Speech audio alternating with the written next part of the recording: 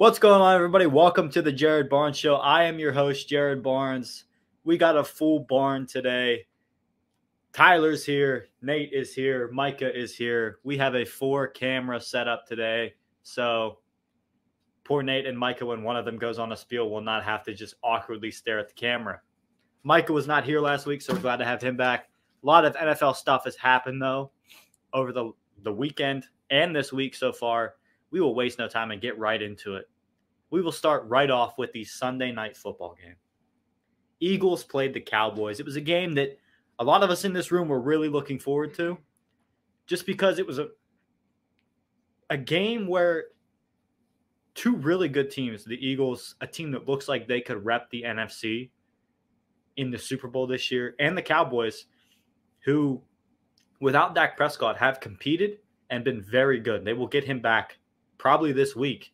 But the Eagles remain undefeated in a very easy-looking victory, while they did let the Cowboys come back kind of in the, they let the Cowboys hang around when they could have put them away pretty early.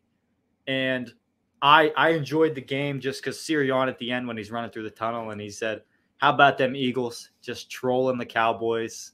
And Jalen Hurts just performing very well. Not as good as I would have liked for my fantasy team, but I still got a dub this week, so I'll take it. But they honestly look like the team to beat in the entire NFC. I think they're made for the long haul because they play defense really well. They have two stud corners in Darius Slay and James Bradbury. Their defensive line, they're going to rush the passer. They're going to stop the run. And the Eagles do something very well that not a lot of other teams do. They run the ball extremely well with Hurts, Sanders, Kenneth Gainwell. They got a variety of running backs that they can move the rock with, and they can do it with Hurts. But that leaves us with the other team in that game, the Dallas Cowboys. They're getting Dak back hopefully this week. Hopefully. Cooper Rush in that game did not look like the Cooper Rush we've seen in weeks past. The last 2 weeks, he hasn't performed necessarily all that great, but against the Eagles, he looked like what he actually is, a backup quarterback in the NFL, but a solid one at that. When you're playing a defense like the Eagles, you're going to struggle. But what's next for the Cowboys? I don't think they're going to win their division, right? I don't think. But can they play second? Can they still be a wild card? Nate, what did you think about that game and the future of the Cowboys moving forward this season? I thought it was a great game. It was a weird. There's a lot of weird things surrounding that game. They conjured up Helen Keller for the first half to ref.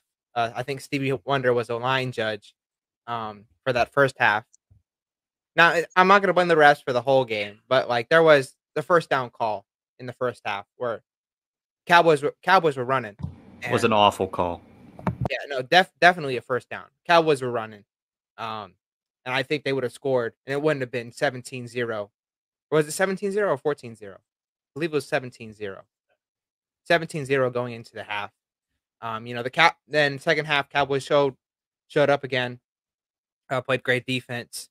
Got stops. But ultimately, you're playing with Cooper Rush. He's your backup quarterback. So I think this is a great game. I think no matter what, though, the NFC champion is going to come out of the NFC East. The Giants have been looking great. Eagles have been looking dominant. Cowboys look dominant at times. We just haven't seen them at full strength yet. So what I think is next for the Cowboys, I think they're going to be second in their division. Honestly, I picked them to win at home against the Eagles. I really do. I think Dallas crowd is just too good. Dak Prescott's going to be back healthy. We're going to finally get a rhythm back.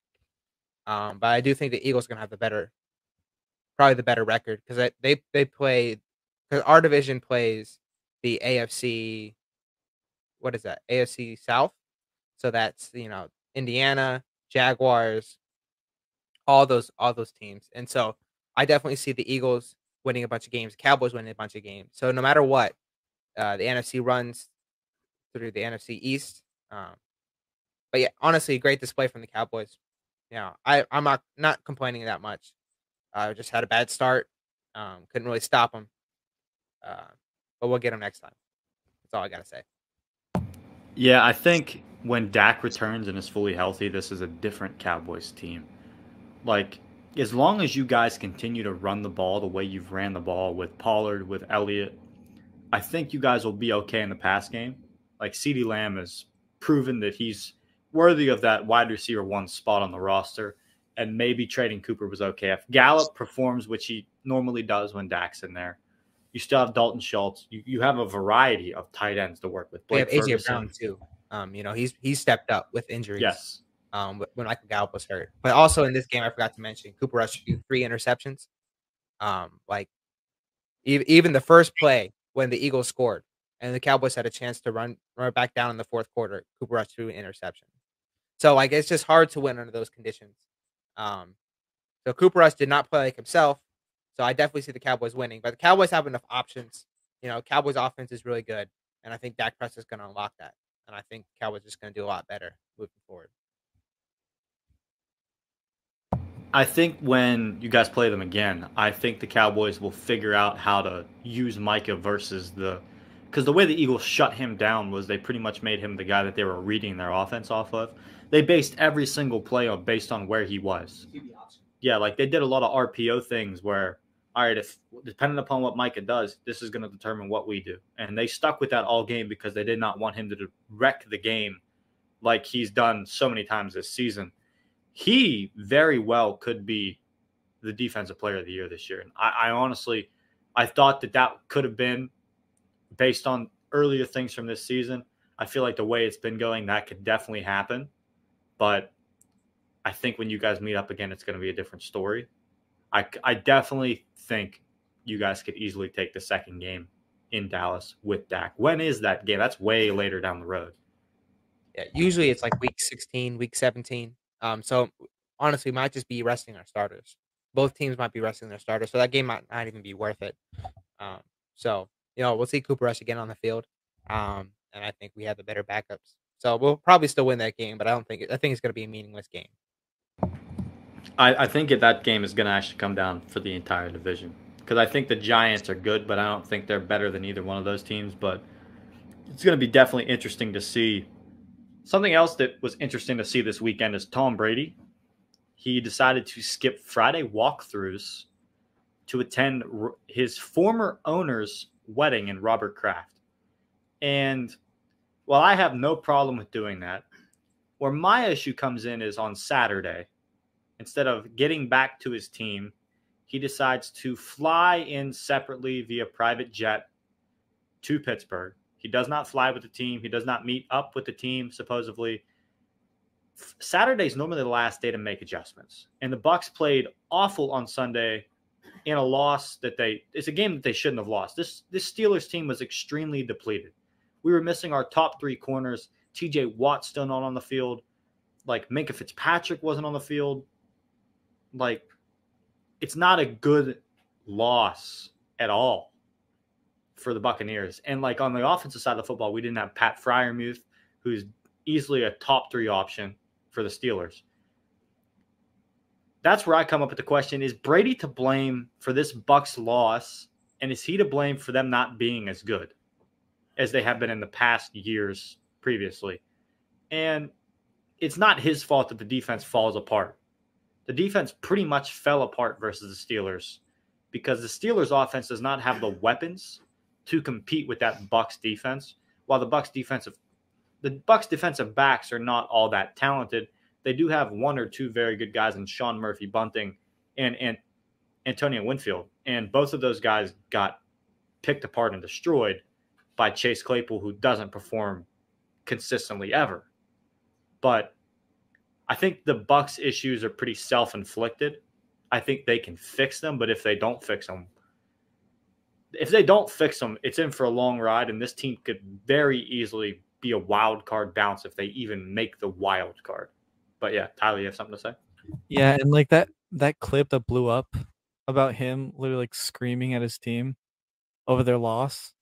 Like honestly, the audacity of him to kind of just be like, oh, I'm gonna skip all this and not be here for any of that, but I can get mad at you guys. I can scream at you guys because you're not doing well. Like, I think those rings are getting to his head, cutting putting the blood to his head. I don't really know. I think he's just have a massive ego. I don't disagree with the massive ego. I do believe that he's kind of almost at this point living on the fact that he is one of the greatest quarterbacks to walk the face of the planet, and he's one of the most successful quarterbacks to grace just to step foot on this planet. Like of all time, he's easily the best or one of the best in almost everybody's eyes, and it comes down to a point where if you're going to be losing games like this and you're going to be screaming at your offensive lineman, like it's going to be hard for me if I was one of those offensive linemen to look at him. And I understand he's the GOAT, but if you're missing a Friday walkthrough or Saturday day where that's like the last day you can be with the team before the game, and like that's when you make like some minor adjustments. He missed that time. I understand for him might not be as big as a deal because again he's been in the NFL for like his entire life pretty much. But it is a massive issue. I think you had something to say there, Nate? Yeah, honestly, I think this was probably the year he should have retired. I think that's what he was planning on. And I think this season just further demonstrates that his time is done. I think he's past his prime, way past his prime. This is kind of like his Wizards run. He got a ring, so it's not as bad as Michael Jordan's Wizard run, but he's at the tail end of his career. I think he's done. Honestly, I'm gonna say about another great too. I think Aaron Rodgers is done as well. I will not take that type of slander, but keep going. Did you see that Jets game? I blame LaFleur for that. I feel like LaFleur did not make any changes to his offense for Rodgers. He's still playing pretty much the same offense that they were playing when Adams was there. And they don't have a guy that can do the things Adams can do. Adams is not Adams at all. No, and Randall Cobb is not Lazard. Like, Christian Watson's not Lazard. Romeo Doubs isn't Lazard. Robert Tonyan can't do the things like Adams did. Like, none of those guys none of them, even as a collective unit, can fill the hole that Adams left in that offense. And Rodgers wants them to simplify it. And with Cobb getting hurt, that's the guy that he had the most rapport with. Like, they need to just trust their offensive line and pound the rock because they got two very good running backs. They have an elite running back in Aaron Jones and an extremely above average running back in A.J. Dillon, who could honestly be a number one running back on most teams if he was elsewhere. Like, there's no doubt in my mind he'd be the number one running back on 25 teams in the NFL if he wanted to be, if he was somewhere else. And he'd get 20 carries a game. They need to put the ball in A.J. Dillon and Aaron Jones' hand if they want to be successful, not because Rodgers can't get it done, but because they don't have the weapons for Rodgers to, like, utilize downfield. They don't have guys that can create separation at all. They don't have guys with steady hands. They don't have crisp route runners like they used to have with Adams. It's a real problem, and it showed up as of late especially. But I think that Brady might be a little different. I think that Brady's just he's not in the zone like he always used to be. He's very distracted, it seems like. We know there's stuff going on in his home life. We know that Brady wanted to retire because he did. Like, he announced retirement, came back a month later because he felt like there was unfinished business. But, like, how much unfinished business could there be if you're the quarterback of the most Super Bowls of all time? I don't really think it was unfinished business. I think it was more just to get back at Adam Schefter. Because I think I think he just kind of wanted to prove Adam Schefter wrong. Adam Schefter is kind of notorious for releasing information before there's a confirmation. It's kind of like he assumes something and he's like, "Oh, I'm gonna post this as news." And so I think it was just more of spite that he came back to play rather than just like, I have unfinished business. He has the same amount of rings as the Steelers as an organization. Does he have more? Yeah, he has more rings than the Steelers organization. Is that how many are the Steelers the most? 6? Steelers are tied with the Patriots with 6. Then Cowboys have 5. San Francisco has 5. And then after that, I don't know. But I do know that. And As a Steelers fan, I was absolutely pissed when New England tied us with 6 rings, but I got over it because it's Tom freaking Brady and Bill Belichick. There's nothing you can do, you know?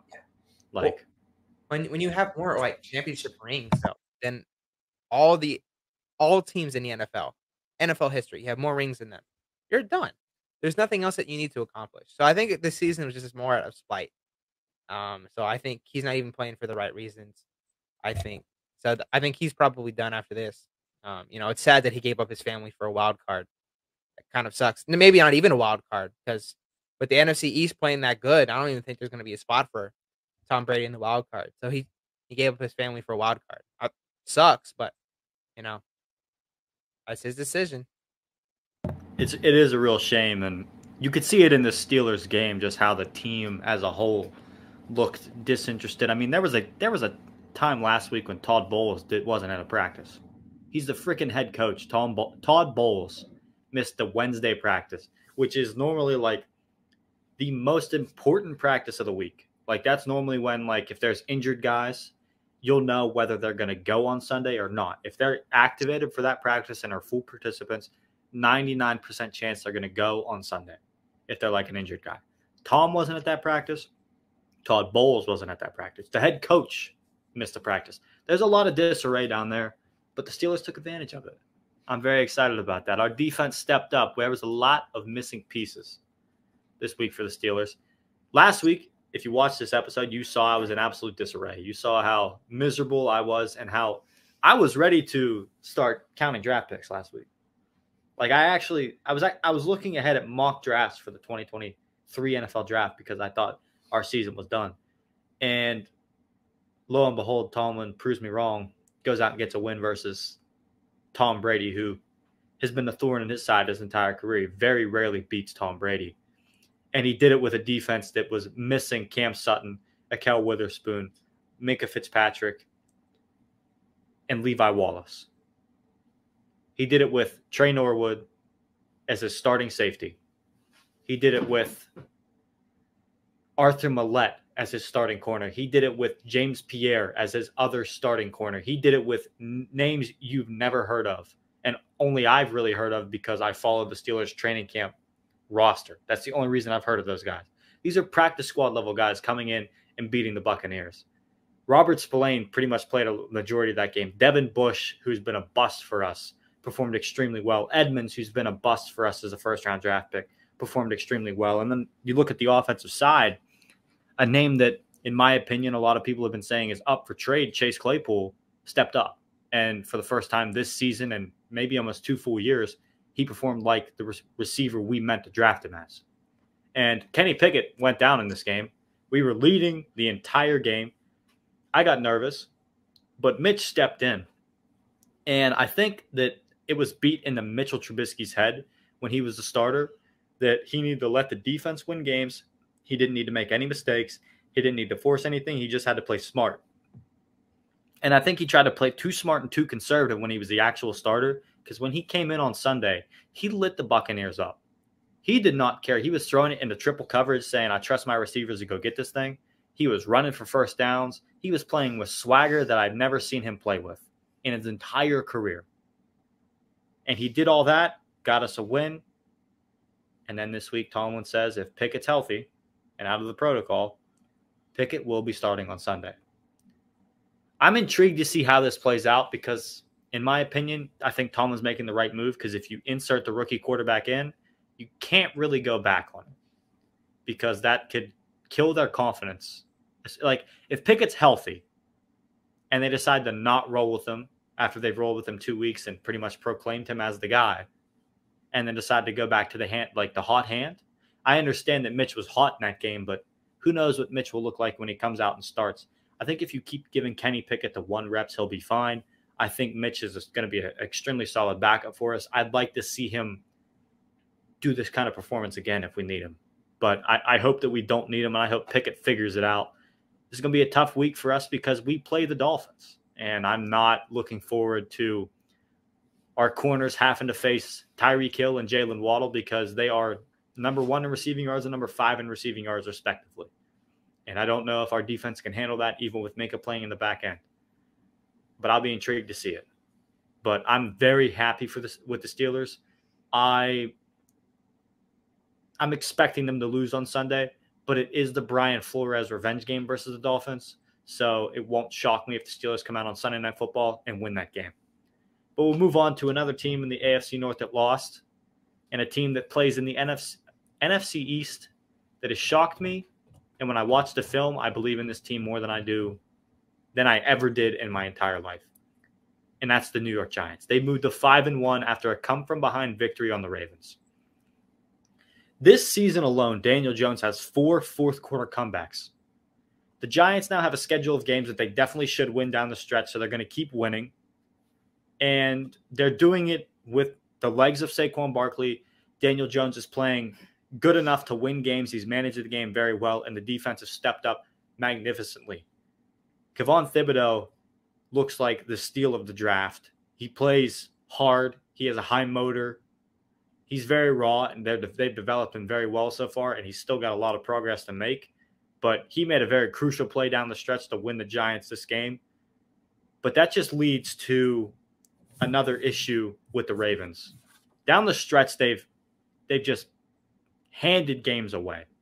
They keep losing games in a very similar fashion where they just melt apart in the second half or just the fourth quarter. And it's shown in Lamar's play. It's shown in the team's play. Lamar has thrown 4 interceptions this year in the fourth quarter.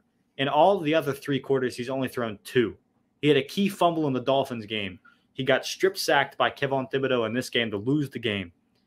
Lamar's played like an animal all season based on his stats, but in the fourth quarter, he's played like a very mediocre quarterback.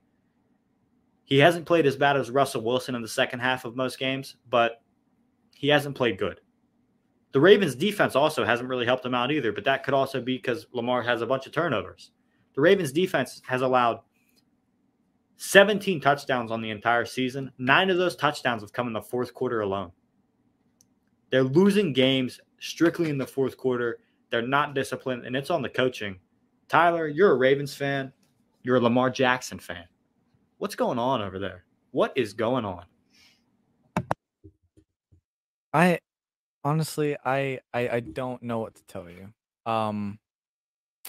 For a team that has as good of a coach as we have, our team discipline on the field is non-existent.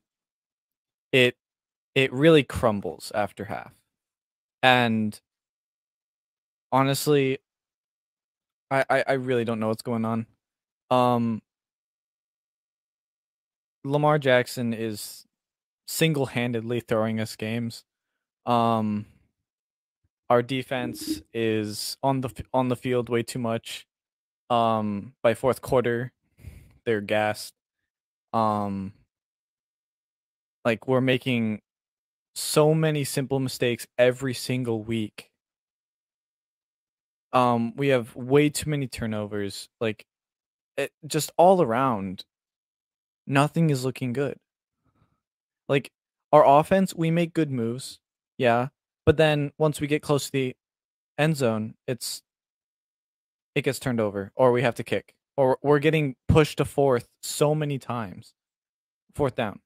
I mean, like, it's an issue.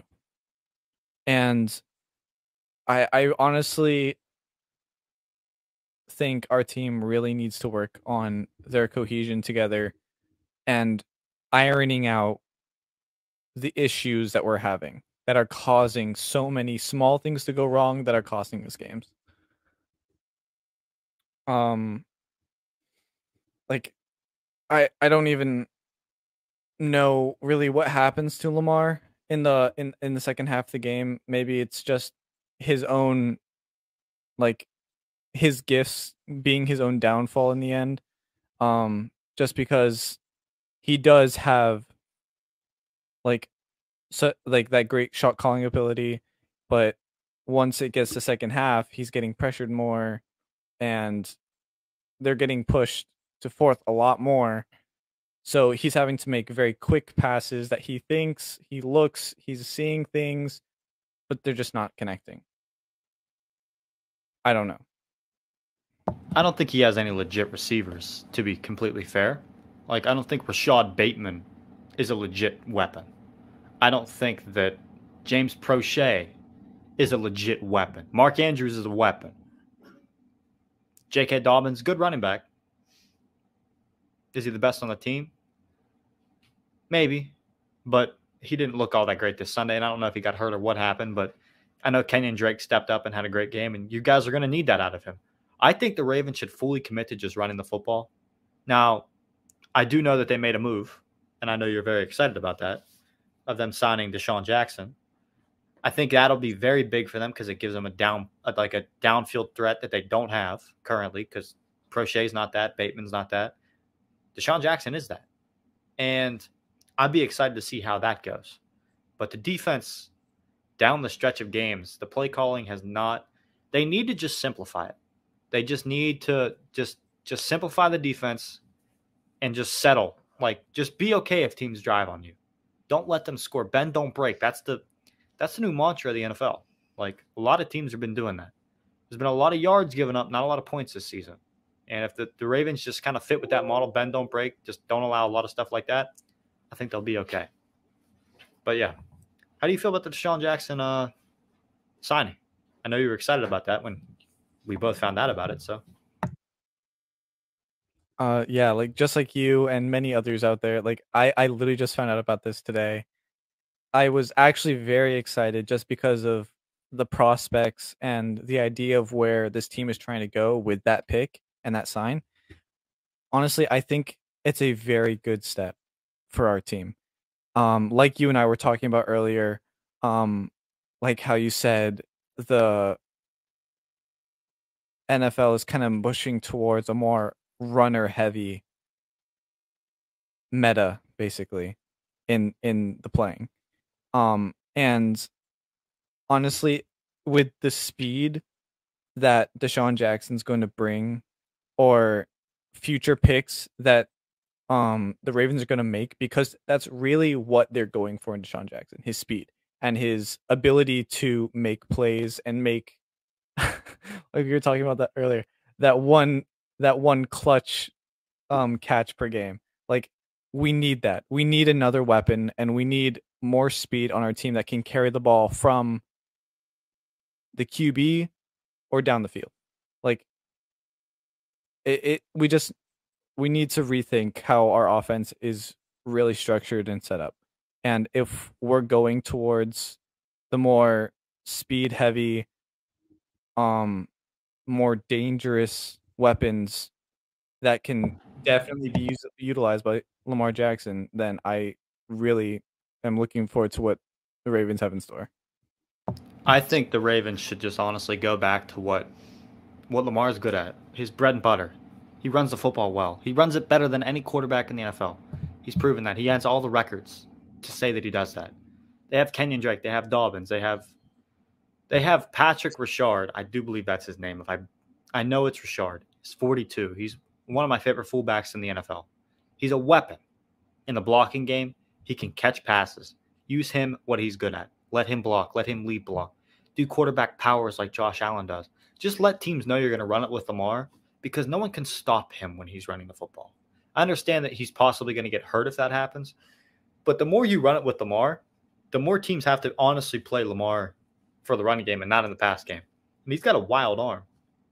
When Deshaun Jackson gets in there and runs a streak route downfield and Lamar can drop it to him in a bucket 60 yards, like, that's going to happen. It's a good thing you guys got Deshaun Jackson, but you normally figure out by this time what a team is. And I feel like that we have not seen the end of the Ravens just completely butchering games like this down the stretch.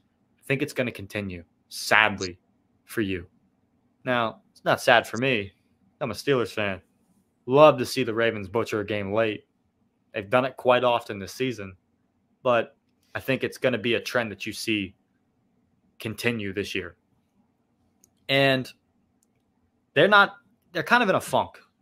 Now, another team that's in a funk, the Dolphins. Tua hasn't been healthy. They've dropped 3 games. They've had 3 different quarterbacks this year. Yet the offense has produced numbers, but not wins. They started 3-0. They're 3-3. Micah, are the Dolphins in trouble? Tua's coming back this week, but are they in trouble? I mean, as a Dolphins fan, I hope not, but yeah, they kind of are. I mean, realistically, I don't know. Okay, so throwing Bridgewater in there is not like a bad thing. I mean, but he's a second string quarterback for a reason. I mean, he can't find the rhythm with the team that needs to happen. He can't find that rhythm. He was throwing picks like crazy. And I mean, it just looks sloppy. The whole game just looks sloppy out there. And the Vikings didn't play too bad. I mean, good for them. Their defense held us, but I mean, hell, Tyreek and Waddle, not too bad, honestly. Tyreek only got a couple breaks, but I mean, his yardage wasn't crazy. So, I don't know. It's gonna be interesting when we get Tua back. I think we'll get back in that rhythm. His chemistry with Tyreek is kind of what's missing for our team right now. So I think once we get that back, it just depends. Honestly, I don't know. Tua, he's planning on coming back next game. Yeah, he should be back this Sunday for the Steeler game. Yeah. So you guys will have him back for that. So that should be a win. But y'all are gonna get clapped Nah. by baby hands Kenny Pickett. No way. With Tua, Waddle, Tyreek, Edmund, come on, all those guys out there. I don't know. Maybe we will. Maybe I'm just talking big. But it should be a good win for us. Jared, you guys won one game. I think it's time to calm down just a little bit, man. You got to get a little streak going before you can start talking smack, man. Got a point. I mean, kudos to you if you beat the Dolphins, though. I mean, that'd be a pretty big dub for you guys. Just saying. Dang. I don't know. It was the fact that Waddle kept dropping balls was aggravating. Like, it was. I mean, there was at one point he had a first down. The man tripped over, I guess, another player. But he literally his first instinct was just to chuck the ball out in front of him. Gave it up right there, and they got the ball back. Like, I was disappointed in Waddle. Tyreek had a few good runs. I mean, nothing really to say about the game except for they just couldn't come back after they were down. So. Yeah, and without Tua, the story around Waddle has been very interesting. Like, we know that Skylar Thompson's not that good of a quarterback. Yeah. And that's fair. I love Skylar. I liked Skylar at Kansas State. But I knew coming in he wasn't going to be a great NFL quarterback, especially as a rookie, especially if he had to start for a team like the Dolphins early, like with a rookie head coach. He doesn't really fit that offense. He's athletic. He doesn't have the best arm, though. Teddy's got a little bit better arm. I think where Teddy and the issues for this past week kind of stem is Teddy didn't practice all week, really. He was in the protocol. Skylar was getting all the 1 reps, and Teddy didn't get the 1 reps, and that kind of maybe why they were so sloppy. I think I want to just see the run game get figured out, because that was what Mike McDaniel was. He was the run game coordinator for the San Francisco 49ers before he got this job. And the San Francisco run game has not been, not the San Francisco run game. The Dolphins run game this season has not been impressive. I understand Chase Edmonds is, he's a pass catching back, but Raheem Mostert, he was in San Francisco when Mike McDaniel was there, and he was good. Like, he was solid. So I don't know if it's just maybe the culmination of Shanahan McDaniel was what made the run game up there good, or if it was just McDaniel's like a genius design, like play designer, because I think he is. But I just want to see that run game get figured out, because the pass game, like I mentioned earlier, is working. Hill's number 1 in receiving yards in the NFL. Waddle's 5. So it works. Them passing the football works no matter who is in at quarterback, but just point-wise, it just hasn't. So, yeah. Yeah, you're going to need to see something a little bit more unique, though, in their run game, because, I mean, they know that they know that it's going to go to Tyreek or Waddle, like one of those people. So, like, if they're running, it's quite easy to just target both of those guys. Yeah, if they use maybe Edmund and Mostert and just them a little bit better, then maybe the run game will become, more diverse, more wide. But, I mean, if you know that's going to go to Tyreek, like, every time, maybe they're just targeting him. That could be the problem. Not 100% sure, but that's kind of my thoughts on it. I don't know. It's interesting. That's all I have to say about that. I'm disappointed. I mean, once they were down, they were down. So And you actually brought up a really good point, which made me think of something I read earlier. And I forgot to write the exact stat number down. The last 2 seasons in the NFL prior to this season, the scoring was high by week 6. There was 500 plus points scored, right, in the last 2 years. And you mentioned that the run game needs to be more creative. And when you look at a lot of the offenses around the NFL, what you would notice as the trend is a lot of them are pretty similar. They're that Shanahan style offense. The Titans do it. The Dolphins do it. The Jets do it. The 49ers do it. The Packers do it. A lot of teams are doing it. The Patriots are trying to do that. And it's not unique. You just said the Dolphins run game is not unique. Everybody knows how to stop it. And I was mentioning to Tyler about the bend don't break mentality of defense where you'll let teams get yards. Like the Dolphins have gotten yards. Lately, though, they haven't gotten wins because they haven't gotten the points. And I think defensive have adjusted. And the athletes on defense are ridiculous in the NFL, the young athletes we have. Sauce Gardner is unbelievable at corner for the Jets. Micah Parsons, he's what, 3rd year in the league? He's dominating. 2nd year in the league, and he's dominating. Like, there are guys on rookie deals that are doing things that we have not seen. Like, and the NFL points this year, through week 6, we're barely above 400 points scored. We're like 100 points less than the previous 2 years total around the entire NFL. And there's been some high-scoring games that have, like, really added into that, too. Like, you think, like, the Lions and Seahawks game, there was almost 100 points in that game.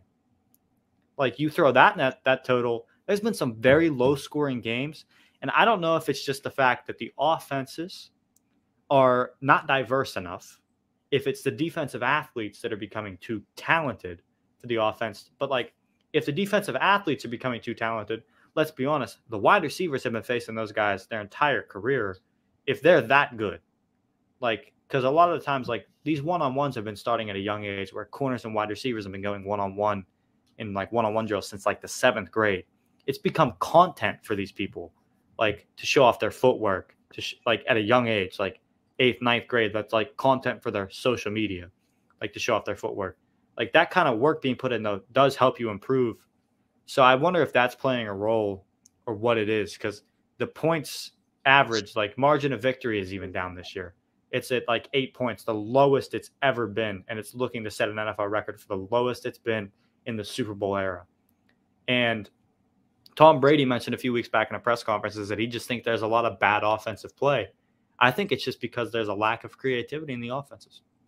I mean, the Steelers, I didn't bring up the Steelers. The Steelers are running a pretty similar scheme to all the other people as well. The Broncos are as well. Like, there's just way too much, like, offensive similarity in a lot of these systems now. There's nothing that's that creative. And it's led to a lot of low-scoring games, but teams are moving the football still. And that's just intriguing to me. But moving on from that, though, we have the Panthers. They fired Matt Rule. We talked about it last week. We talked about how Christian McCaffrey could possibly be traded. And they've let the media know that they're fielding calls on him and they would only accept multiple first-round draft picks. They have already gotten rid of Robbie Anderson. There was a fiasco on the sidelines where he got up in his coach's face, was yelling, and then at one point later in the game, the entire offense was having a meeting on the sideline, and you could see Robbie Anderson was on the furthest part of the sideline with his helmet off, sitting on a water cooler, pretty much done with the team. And he got traded to the Arizona Cardinals. They don't have a lot of picks in the future, though, and they have a lot of talent on that team. In 2023, they only have 4 draft picks, and that's their first-round pick, their second-round pick, their fourth-round pick, and their fifth-round pick. In 2024, they have a first-round pick, second-round pick, third-round pick, fourth-round pick, a fifth-round pick they got from the Titans, and a sixth-round pick they got from the Cardinals. For a team that's this bad, doesn't have a quarterback at all on their roster, like P.J. Walker's not the answer. Baker's proven he's not the answer. He's been one of the worst in the league this year. Sam Darnold last year proved he's not the answer. Christian McCaffrey, when healthy, is a dominant running back. I think it's time to move on because you could garner some picks from him. There's other guys on that roster you can garner some picks from. DJ Moore, trade him. Terrence Marshall, get rid of him. just fully go in and tank and get one of these young quarterbacks. That's what I think they should do, because they're in bad shape. Oh, they got Matt Corral though. Isn't Matt Corral on that team? Matt Corral is on the team. He suffered a Liz Frank foot injury, so he won't even get to play this year. So you can't even evaluate the future with Matt Corral this year, which is a real shame. But I don't think that he's a franchise guy in the NFL. And if you're going to be really bad, you might as well be really bad and get a guy like Bryce Young, who has, in my eyes, Bryce Young has proved that without him, Bama would be terrible. And I think C.J. Stroud, without him, Ohio State they'd be good because they have dominant receivers, but C.J. Stroud is really good. So I think the Panthers have some evaluating to do. I think they're going to be movers at the trade deadline because their future doesn't look great. And there's some other guys that could be moved at the trade deadline. Mike Gesicki, tight end for the Dolphins. He's a guy that's on a franchise tag this year. I think he's a guy that can move. But I'll be intrigued to see how that happens. I think this year at the trade deadline of the NFL, there's going to be a lot of movement, unlike what we've seen in the years past, just because the trend of the offseason tells me that's going to be the case as well, because there was a lot of moves in the offseason where the athletes in the NFL are gaining more power than they ever have had before, just kind of similar how guys in the NBA kind of have power and can kind of almost pick the narrative of where they want to be. And I'll be intrigued to see how that lines up when it comes down to the trade deadline. But I mentioned the Broncos earlier, and they played another primetime game this weekend, sadly, for the world. They're putting a bad name for the NFL out there publicly because they're just so bad at football. Now, if you watch the first quarter and you didn't watch nothing else, I think you'd think that the Broncos probably won because Russell Wilson started 10 for 10 in the first quarter. He had 116 yards in the first quarter and a touchdown. Probably the best first quarter statistically he's ever had in his entire career. And then we got into the second quarter. From the second quarter through overtime, he completed 5 passes through the rest of the game. He completed 10 passes in the first quarter, 5 passes through the rest of the game. He had 72 yards. In the second half alone, just the second half alone, Russell Wilson only threw for 13 yards. He had 3 completions in the second half. Third quarter, fourth quarter, and overtime, he completed, on average, 1 pass in each of those. On average. The Denver Broncos have been really bad. Very obvious. We've watched them in prime time too many times to count already this season. They have 3 more games in prime time. They played 4 games so far in prime time. They are scheduled to have 3 more. So if I was the NFL, I'd do everything in my power to get them off of prime time, switch these games and put somebody else, because the world can't bear to see Russell Wilson play this bad anymore. I don't care how good the Danger Witch is. It is not worth me watching Russell Wilson in prime time. They screwed Melvin Gordon over there. He's playing his former team. He got 3 touches, and he sat the rest of the game. He has had fumble issues this year. That's been apparent. He fumbled a few times in the Seahawks game. He's fumbled a few times since. I don't think he's played bad enough, though, to get benched, especially a week after Javonte Williams tears his ACL and they don't have a running back on the team outside of Latavius Murray and him. They're 2-4. They're 1-3 in primetime games. Their lone win came against the 49ers in a 11-10 game where the punters were pretty much the players of the game. And you look on the flip side of things to the team he got traded from. The Seahawks are 3-3. They're sitting pretty looking compared to the Denver Broncos. Geno Smith looked like one of the best quarterbacks in the NFL. He has one of the top offenses in the league. He's played much better than Russell Wilson, and he's got 2 guys on the outside that can really do some things, in Tyler Lockett and DK Metcalf. Going forward, I think the Seahawks are a much better football team than the Broncos. I did not believe in them going in, the Broncos, and I don't believe in them at all going forward. But there's some other things going around in the NFL, and that's Dan Snyder. It's getting pretty real with Dan Snyder. There is a clash with some other NFL owners, specifically Jim Irsay. Jim Irsay he's a different owner. He's a very different dude compared to some other owners.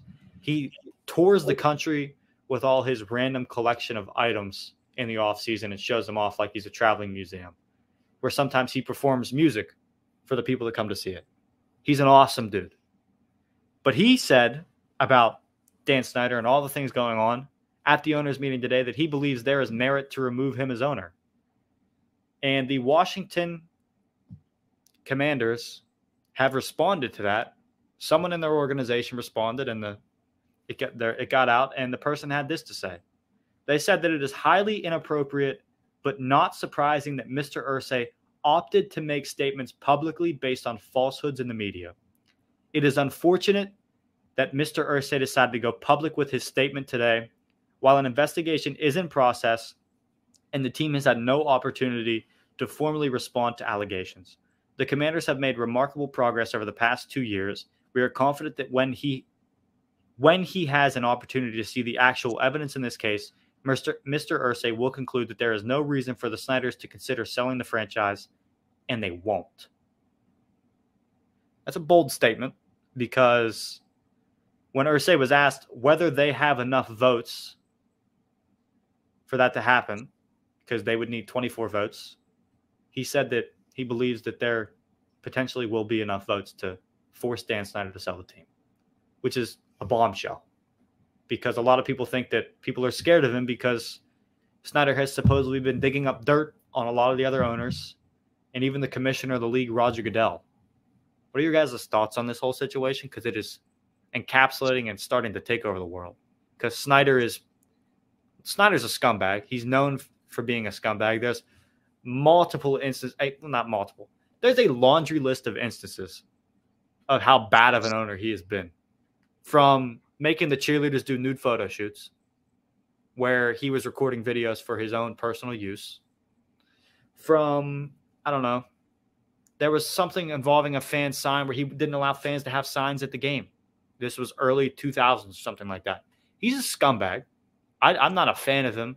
Bezos would be a much cooler and better owner to have in the NFL, and he's also absolutely rich. Having him own the Washington Commanders would be awesome. But, yeah, what do you guys think about this Dan Snyder situation? Because it's getting out of hand at this point. I'd just like to point out, yeah, he is a terrible guy. I'm from, Virginia, so, basically the closest place to us. I live 5 minutes away from their training camp. That's how close I am. I literally drive by it more. I've probably driven by it more times than I care to count, actually.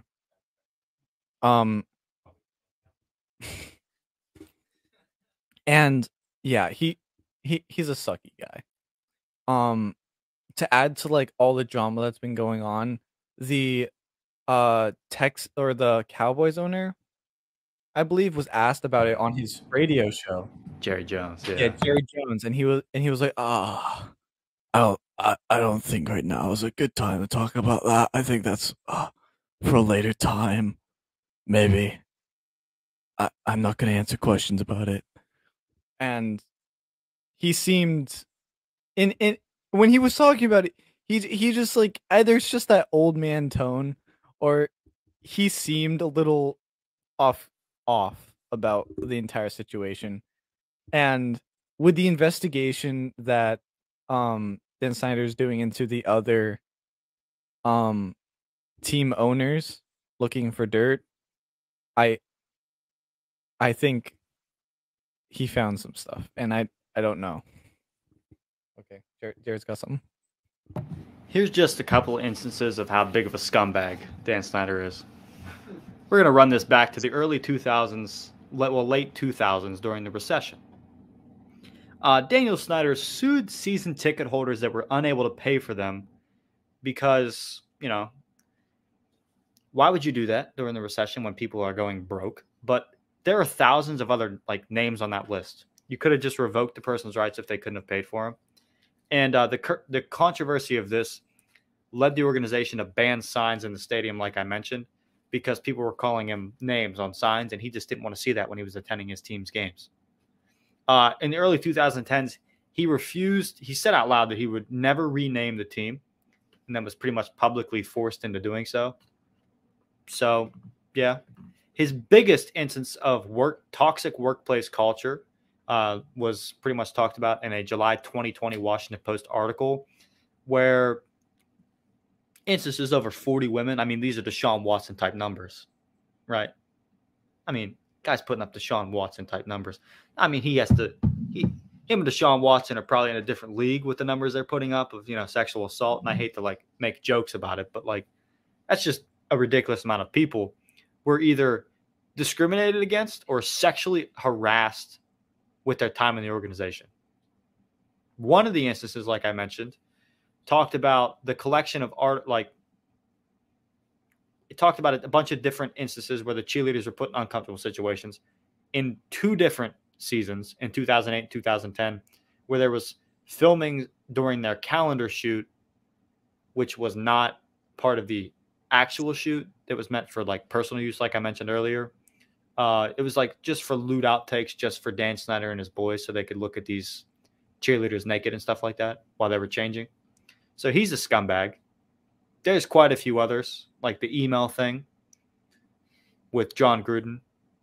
All those emails being sent in wasn't directly linked with Dan Snyder. Was linked with his president Bruce Allen, but I would assume Dan Snyder had had something about that. He's put a black eye on the NFL, and he needs out immediately.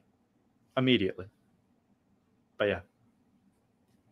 Yeah, I mean, a lot of the stuff that Dan Snyder's doing is not great. A grand majority of the stuff he's doing is not great. I mean, you were talking about Jerry Jones. I think Jerry Jones is not innocent either. I mean, there was a report earlier this week about him like shoving his. It's a weird way to put it, but it says he shoved his tongue into this woman without her consent in front of Cowboys fans and Cowboys players. That was a report that came out. I believe it was Sunday. So going back to that, I don't think Jerry Jones is innocent. And that's kind of, I think Dan Snyder thinks that. I think Dan Snyder says, I have enough dirt on all these guys where the NFL, I think this is a quote. It's like an unofficial quote because you can't say it. But he's like, the NFL can't mess with me, essentially, is what he said. And I kind of think that's true. Do you really think that 24 owners have nothing to hide? I don't think there's 24 owners that have nothing to hide and nothing to lose if Dan Snyder gets fired. Because, Dan Snyder's a scumbag. And so I think if he gets fired, all those other owners are going to go just because there's going to be reports upon reports upon reports of what they've done. And this is kind of a sucky thing. Just rich people can kind of do what they want. It's sad. I don't enjoy that at all. Rich people doing rich people things. Yes. Speaking of rich people doing rich people things, he mentioned Jerry Jones, and something popped in my head about Jerry Jones. There's dirt on Jerry Jones pretty much anywhere you want to look. He's talking about the story where he supposedly sexually assaulted a woman directly in front of Cowboys players by jamming his tongue down a lady's throat. Earlier in the spring, a story broke of a 25-year-old woman named Alexandra Davis filing a lawsuit against Jerry Jones because she is supposedly his biological daughter. I remember when this popped up because Jerry Jones denied it, but according to the research that was done by ESPN, the lawsuit states that Jones paid Davis's mother $375,000 in exchange for confidentiality. I'm going to assume that if you're paying a lady $375,000, could possibly be your child. Only $375,000? Was in the 90s, but Still, okay. The turn rate is insane. Yeah, that's not raising a kid is very expensive. $375,000 is not enough, but like you said, there's not enough. I don't think there's enough owners with a clean enough background. When you're rich like that, some of these guys come from old money too. Like Jerry Jones comes from the oil industry. They're all old dudes that come from a different environment than what we've grown up in. Like where maybe we've grown up in an environment where sexual harassment and sexual assault are rampant and they're bad. And we've been taught that like things like that are like, you respect women, all those things. Back in the day, respecting women was not necessarily something that was taught. Women belonged in the kitchen back in the day. That's pretty much the only place they belonged.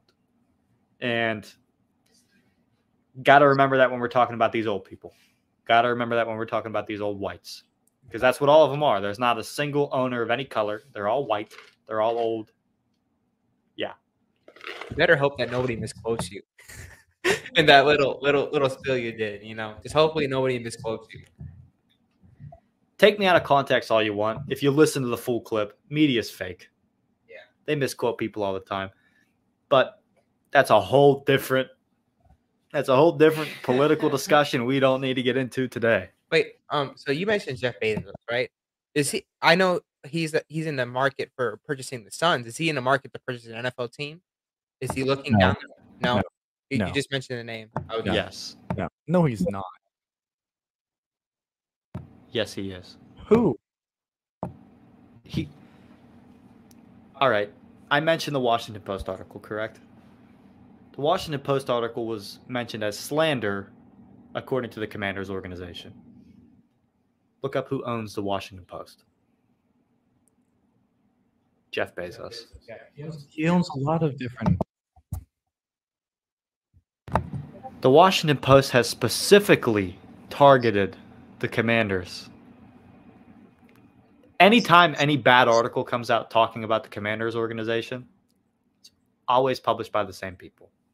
The Washington Post. Nobody else is doing digging into the Commanders like the Washington Post is. I mean, to be fair, the Washington Post. It could just be a coincidence. DC. I mean, very fair, very fair. It could just be that as the coincidence. Bezos has been trying to dip his feet in the NFL no matter what he can do.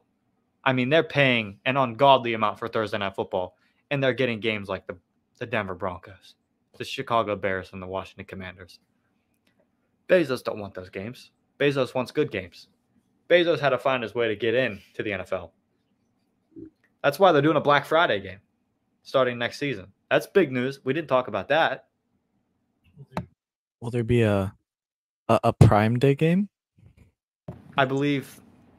Well, Prime Day takes place in the spring, correct? I'd assume they just make Black Friday. I'd assume the halftime show at the Black Friday game will actually just be Bezos out on the field, just selling items. Just they're up for bid. It's just gonna bid on them. It's just gonna be like a list of coupon codes on the field, and just have all the stands rush to field for those coupon codes. I'm very much looking forward to seeing the flash sales they might do during a Black Friday game in the NFL. Oh, here's this item. It's on sale real quick. Go buy it. You have 20 minutes to go buy it at this price where it's like astronomically lower than ever before just because they want people to, and you have to like punch in the code that was directly mentioned on the stream. So that I'm very much I hope that they're not going to do that, but how awesome would that be? But Bezos had to dip his toes in the NFL waters to get in with the owners. He has enough money to buy any team he wants. Like, he's got enough money to buy all the teams. Like, he could buy the entire NFL if he so and the wanted NBA to. and the any NHL. sports league, any sports league ever, he could buy. I just feel like with the way the NFL owners have gone, if you think about the new recent owners, they're all the newer owners are all the richest owners in the NFL. David Tepper, the Walton family who just bought Denver. They're literally owners of Walmart. And then you get Sam Kroenke. I don't think it's Kroenke. I don't think it's Sam Kroenke. Kroenke's literally married into the Walmart family and also owns like 5 other sports teams, pretty much all based in Colorado. So, and some soccer team over in not London.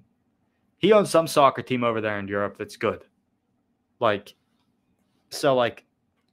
have to be extremely rich to get in the NFL now, which really leaves you with only a few: the Saudis, Bezos, Elon Musk, or Bill Gates. So who do you want? Which is the lesser of all the evils here? Elon Musk. I don't know if he's less evil, but he's going to be the most fun.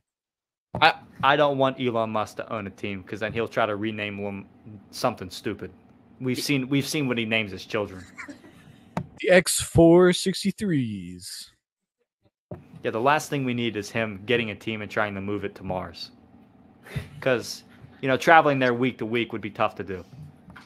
International or interplanetary sports. And it still would be a better field than New York. Like, It's facts. That's facts. We'll move on from the NFL because there's just too much going on. I just want a small little mention of college football because this weekend Tennessee beat Alabama, and I kind of jinxed Alabama by wearing maybe an Alabama hoodie last week and saying that I just wanted a team that was going to win some games, and then immediately upon me saying that, Alabama loses. So I probably won't wear that hoodie ever again in a public place where I can be seen on camera. But yeah, sad for Alabama that they lost that game. But it threw a wrench in the college football playoffs. With Tennessee beating Bama, that was the first time they beat Bama in 15 years. Tennessee plays Georgia in 2 or 3 weeks at some point down the road because they both play in the SEC East. If there's multiple scenarios where 3 SEC teams could make the playoffs now. Bama wins out and then wins the SEC championship game they're in. If Tennessee wins out and loses to Bama in the SEC championship game, they're probably in. That would mean Georgia's only loss, hopefully, would be against Tennessee. Do you leave Georgia out, the defending champions, because they couldn't make it in the SEC championship game when there was a team like Tennessee that was just running the table? No, not in my mind. So right there is 3 SEC teams in the playoffs of a 4-team playoff. No one from the Big 12 is going to make it, no matter how good they are, because TCU is great, but they have no shot. I don't know if Clemson has a shot. Clemson could go completely undefeated. I don't know if Clemson's going to make it this year. That leaves you with Michigan and Ohio State. They're going to play each other at some point. Only one of them can make it to the Big Ten championship game because they're in the same division, which is a big issue in my mind with the Big Ten. Because in one division in the Big Ten, you have Penn State, Ohio State, Michigan, Michigan State. The 4 blue bloods of the entire Big Ten are all in one division, screwing each other over every single year, specifically Penn State. And then in the other division, you have Nebraska, Wisconsin, Northwestern, Illinois.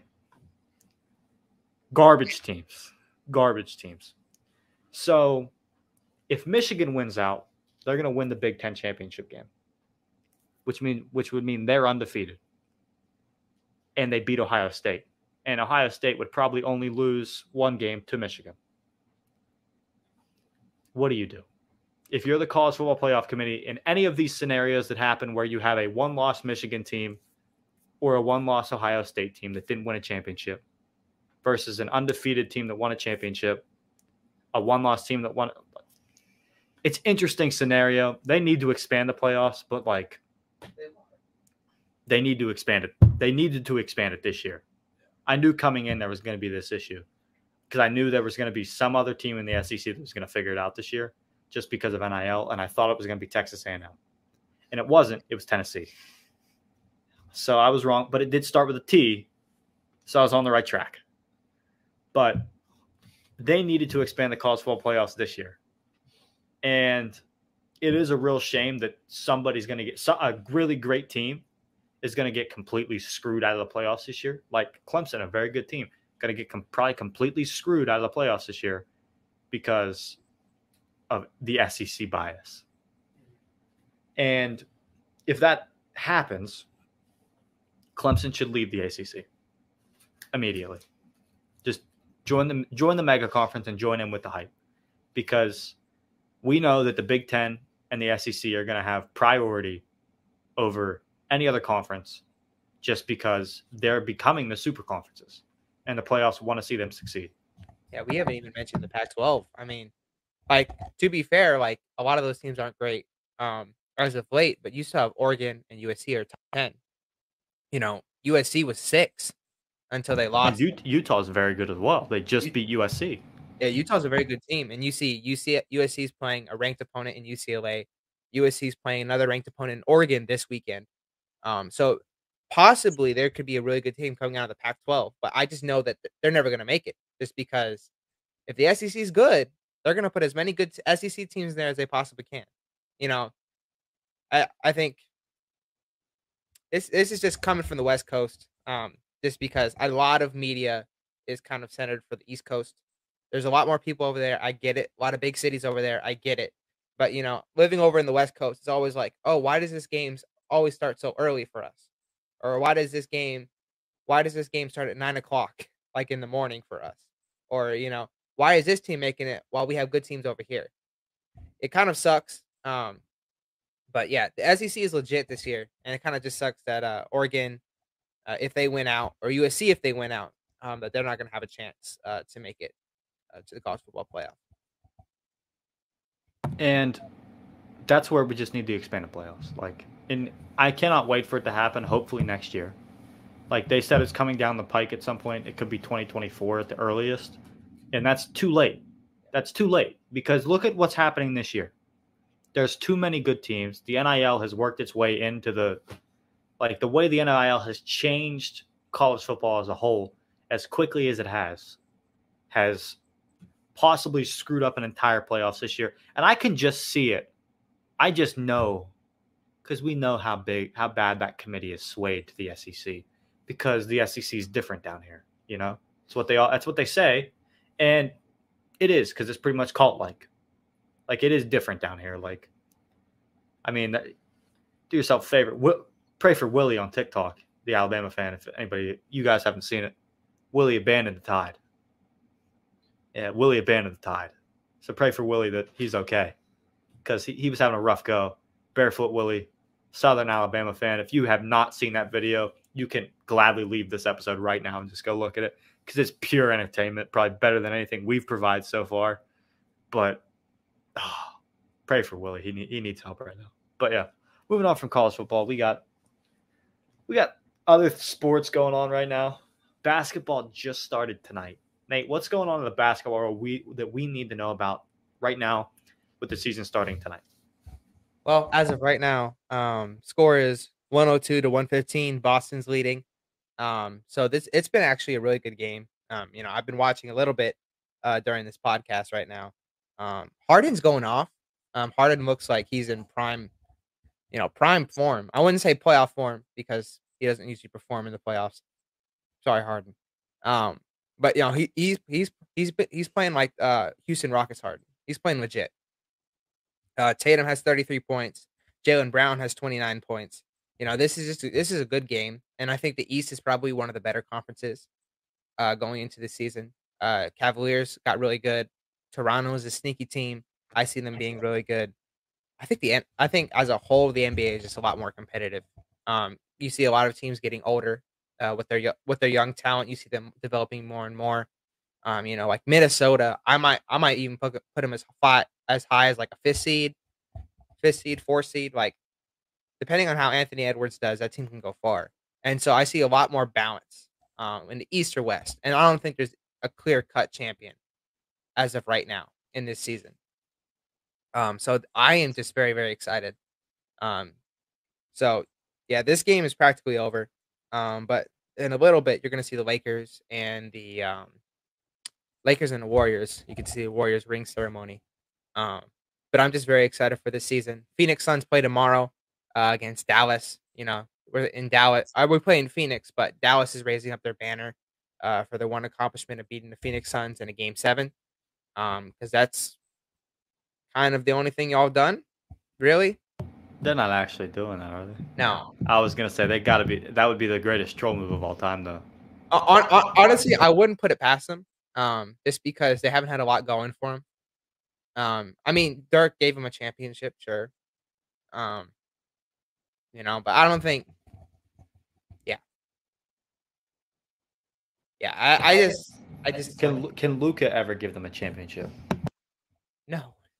I think if you put LeBron James, Luka Doncic, Joel Embiid, Hercules, Jason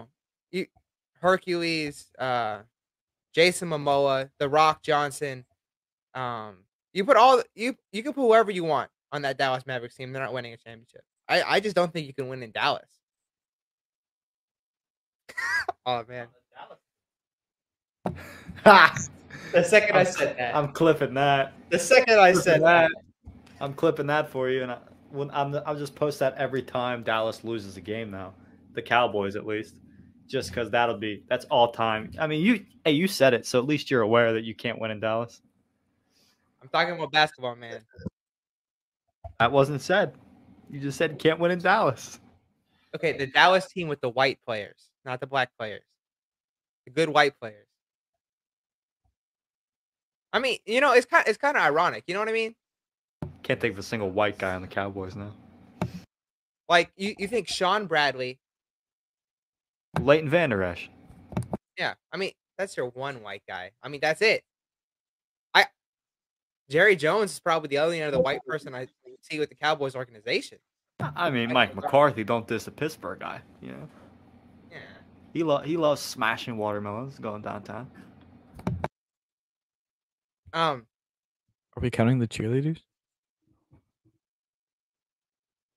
I don't keep up with the cheerleaders, Tyler. That's all white. Yeah, that's what I thought. Like you're. I'm not Dan Snyder. I don't pay attention to the sideline. But going back to basketball, I do think though the Dallas Mavericks are getting a lot of overhyped. They're getting a lot of hype this season, and I don't think they really made any improvements. They lost Jalen Brunson, that second option to Luka. Luka just has Spencer Dinwiddie and Christian Wood. Christian Wood was a decent pickup, but the Mavericks aren't going that far in my opinion. It's just one guy. I think Luka's eventually going to hit like a LeBron thing, where he's just going to keep pushing and pushing and pushing with the Dallas Mavericks. But at a certain point, you're not going to be able to win with the talent you're going to get. You can't get talent to Dallas Mavericks in basketball. You cannot get talent to the Dallas Mavericks in basketball. I have to specify that everything. I think you should probably just say the Mavericks and just not refer to them as Dallas for your own safety. Well, I'm talking about the city as a whole. Like getting people to Phoenix. That does encompass the Dallas Cowboys. We're in Fort Worth, different city. That's fair. Different city. Dallas is nasty. Have y'all ever been to Dallas? Not as bad as San Antonio, I've heard. Oh, San Antonio is pretty bad. Ask Chuck Barkley about San Antonio. Well, I mean, yeah, San Antonio sucks too. I think, yeah, big cities in Texas suck. I haven't really been to Houston, but with the track record, anyway. Moving back to basketball, I am very excited for this season. A lot of competition, a lot of great teams. I think a lot of question marks too. Like, how are the Phoenix Suns going to perform after Jay Crowder, after a bunch of drama in the offseason? How far is their fall from glory going to be? Because they're going to fall. They're not going to be the best team in the league this year. So I just want to see how far it is, and hopefully it's not that far. How far can the Minnesota Timberwolves rise? That's another question that we need to talk about. How is Rudy Gobert and Karl Anthony Towns going to work in Minnesota?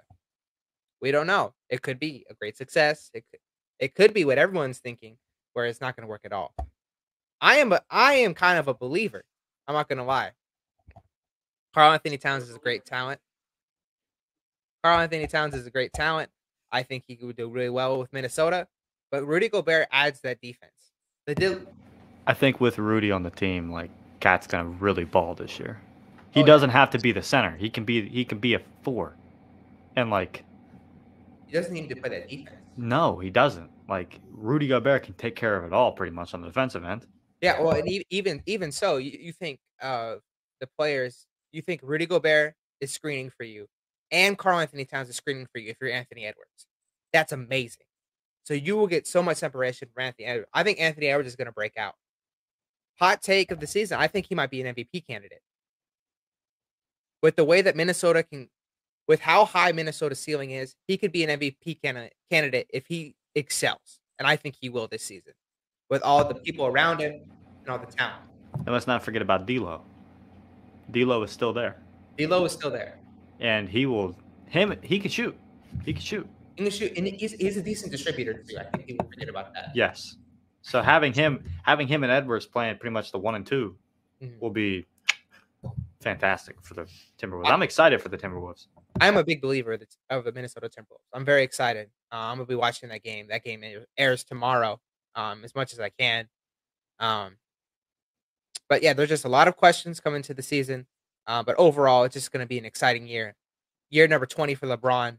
You know, when will he stop? We don't know. We'll figure that out after Bronny, especially.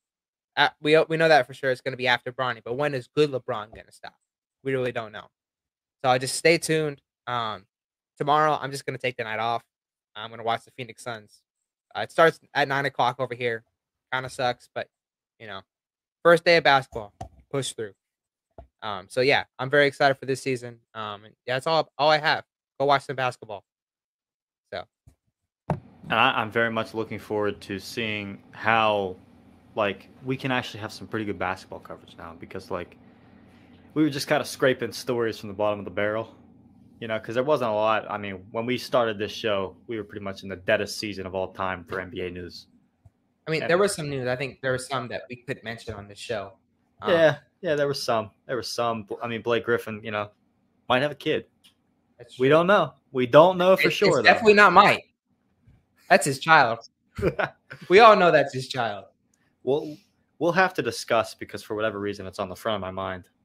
The theory of Jimmy Butler at some point this season. And Anthony Edwards, if you actually look side by side too. Yeah, like the only reason I'm thinking of it is because of the Jerry Jones thing. There's a theory that Jimmy Butler is Michael Jordan's son. Like, and it has a lot of not factual, but if you dig deep enough into it, it's a pretty interesting little story. Definitely we should get into it, but probably not tonight.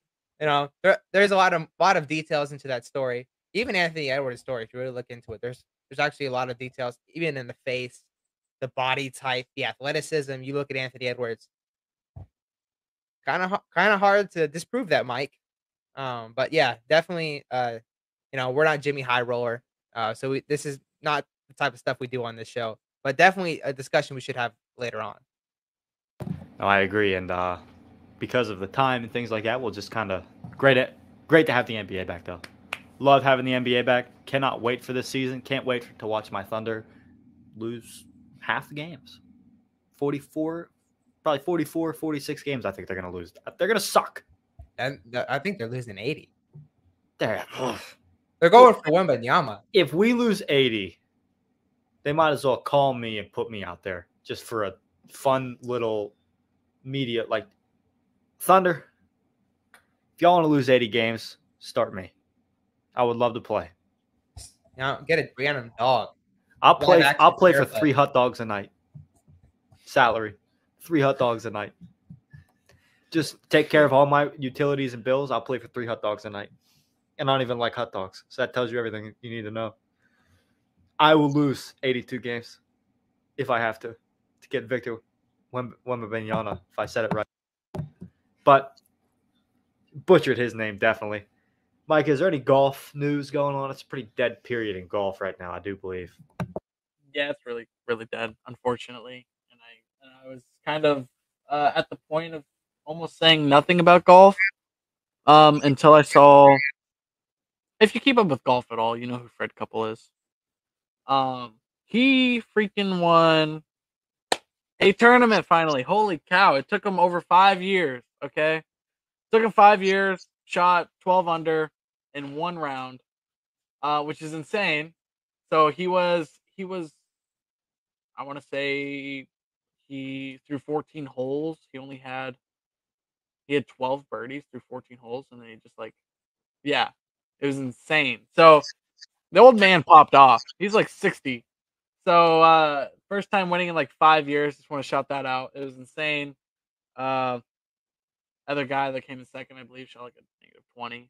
Guy shot over half of that in 1 day, so it was insane. But I was trying to like think of something, couldn't think of anything for golf. There was no conflict between LIV, PGA, nothing. Ever since Rory said he wanted some, collaborations, nothing too crazy. And then Jared sends me a picture of Jonah Hill on the front.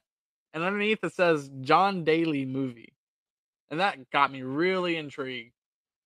And at first I was like, this is a joke. There's no way. Why would he want to make a movie about John Daly? Sure, this guy's a drunk and he smokes all the time and nobody wants to show him on TV because it's a disgrace. But apparently Jonah Hill thinks it's going to be a Hollywood hit. And I looked it up. He is producing this thing. I think he's right. I think he's right. That's gonna be a hit, dude. I will watch this movie 10 times.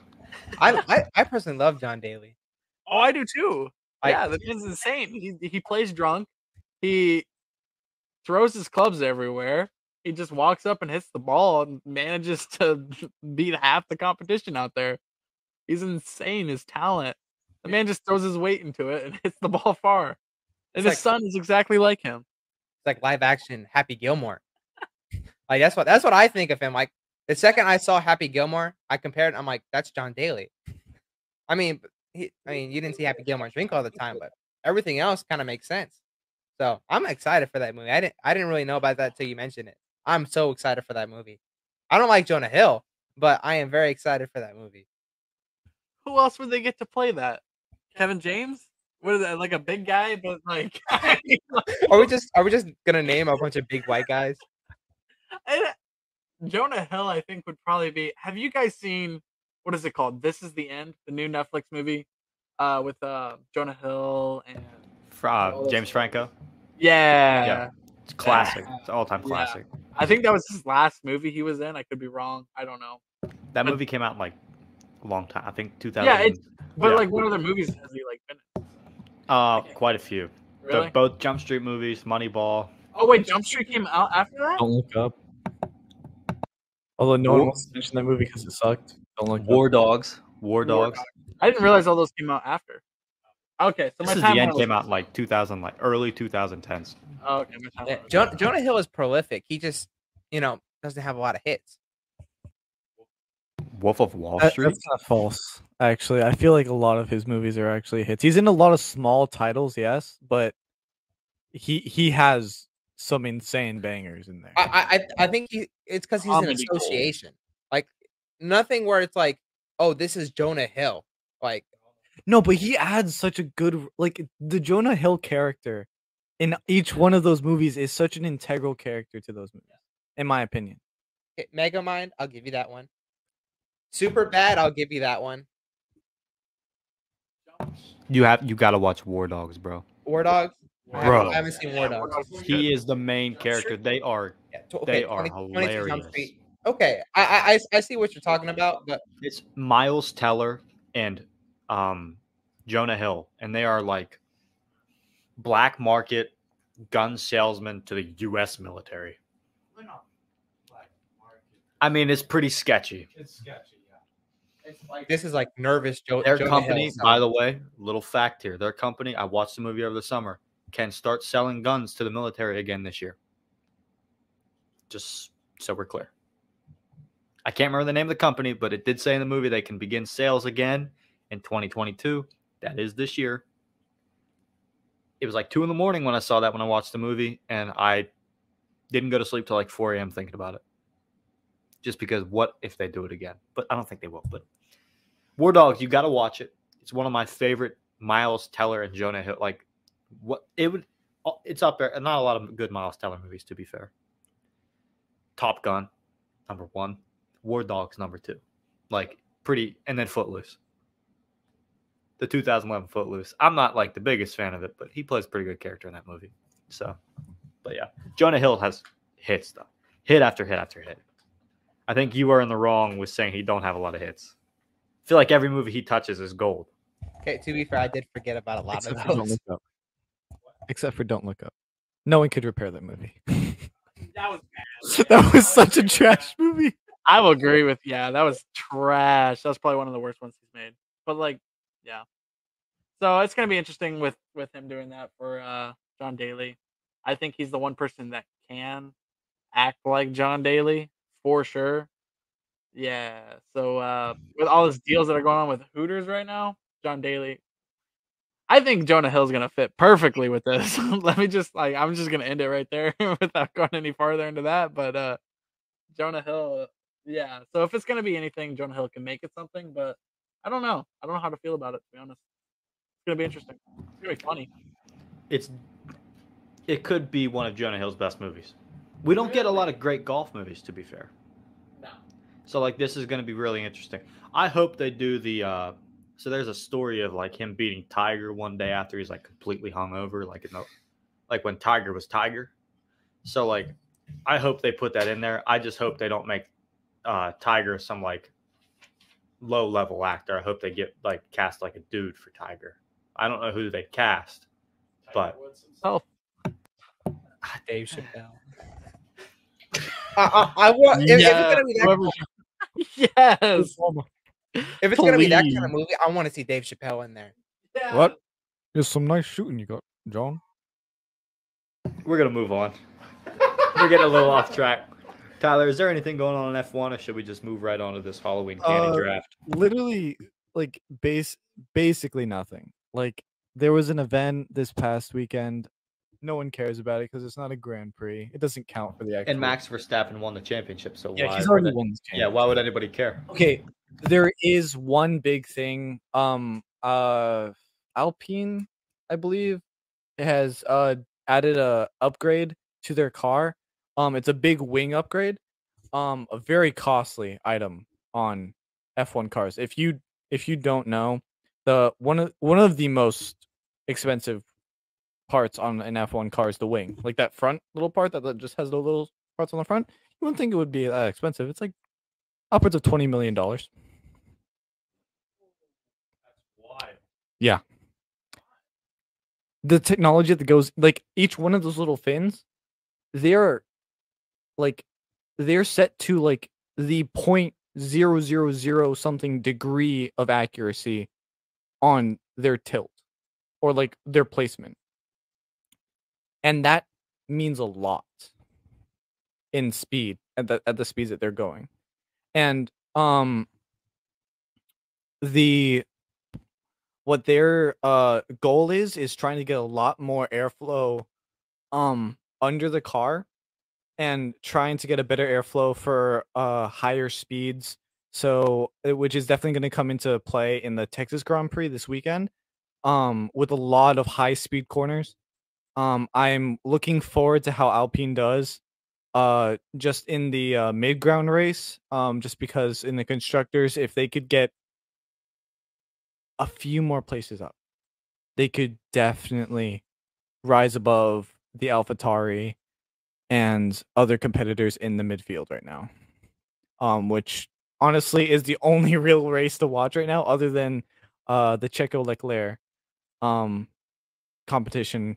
So honestly, that's all that's been going on in F1. That's great.